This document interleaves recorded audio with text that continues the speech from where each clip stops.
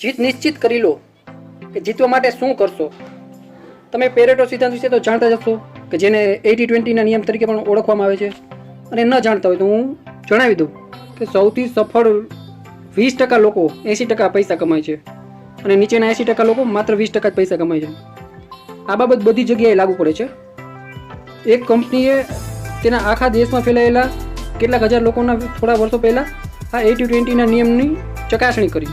તેમણે જોયું કે આવા વ્યક્તિગત એજન્ટો કે જેઓ એટલી જ તાલીમ મેળવી 20 થી 30 એજન્ટો, ભલે તેઓ બધા પણ એ જ ઉત્પાદન એવા જ લોકોને એ જ ઓફિસમાંથી એ જ સ્પર્ધાત્મક સંજોગો તથા શરતો હેઠળ એ જ ભાવે વેચતા હોવા છતાં તેમના કરતાં અનેક ગણા વેચાણ કરતા હતા અને વધુ કમાતા હતા.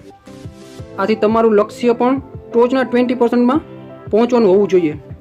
અને આ વિડીયો બનાવવાનો હેતુ પણ મારો એ જ છે કે તમે આજે જ્યાં પણ છો ત્યાંથી ભવિષ્યમાં જ્યાં પણ જવા માગતા હો ત્યાં લઈ જવાનું છે.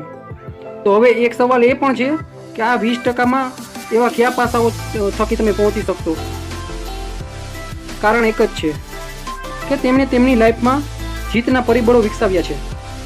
તમારી ક્ષમતામાં રહેલા નાના તફાવતથી પરિણામમાં પ્રચંડ તફાવત લાવી શકો છો. ટોચના કે સરેરાશ કે મધ્યમ કોઈ પણ દેખાવ કરનારા વચ્ચે બહુ મોટો તફાવત નથી હોતો.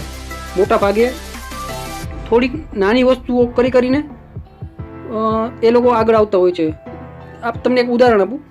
માની લો કે કોઈ પણ એક ઘોડો છે એ અણી જેટલો આગળ કોઈ પણ રહીને જીતે છે તો તેનાથી અણી જેટલો પાછળ રહીને હારનાર ઘોડા કરતાં ઇનામમાં 10 ગણા પૈસા કમાય છે. તો પ્રશ્ન એ જ છે કે સહેજ માટે જીતનાર ઘોડો સહેજ માટે હારનાર ઘોડા કરતાં 10 ગણા ઝડપી છે? તો કે ના.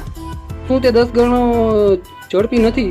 તો માત્ર એક જ ડગલો આગળ છે, પરંતુ તે ઇનામના પૈસામાં અનેક ગણા તફાવત રહે છે. તો કોઈ પણ વ્યક્તિ તમારાથી સફળતામાં 10 ગણી આગળ છે તો તે 10 ગણો બહેતર છે એ ન માનો.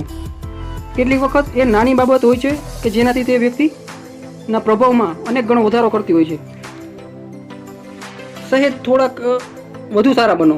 માત્ર થોડા જ સારા અને અલગ બનવાથી અથવા તો તમારી આવડતમાં થોડો નાનકડો વધારો કરવાથી એ તમને સફળતા આપી શકે છે અને તમને ટોચના 20%માં પહોંચાડવામાં મદદ કરે છે. તો બેસી ન રહો, આગળ વધતા રહો. એક ડગલું આગળ વધો. કોઈ પણ મુસાફરીની શરૂઆત માત્ર એક ડગલાથી થાય છે. તમારા જીવનમાં અસાધારણ તફાવત લાવવા માટે જરૂરી થોડા જ પરિવર્તનના લાવવાની જરૂર છે. તો મિત્રો, એ પરિવર્તન લાવો અને આગળ વધો. ધન્યવાદ.